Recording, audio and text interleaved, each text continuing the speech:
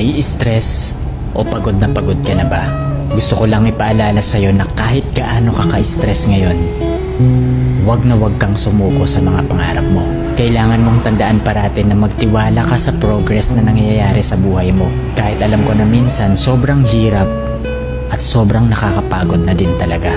Magtiwala ka sa kakayahan mo. Ang dami mo nang nalagpasan na mga malalaking problema dati.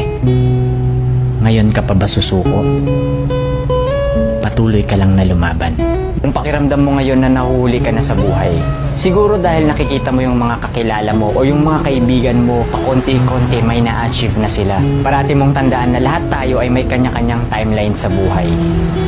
Hindi ka nahuhuli at hindi ka rin naman nauuna. Kung nasaan ka man ngayon sa buhay mo, yan ang lesson at experience na kailangan mong pagdaanan ngayon. Lahat tayo ay may sariling kwento sa buhay na makaka-inspire ng ibang tao.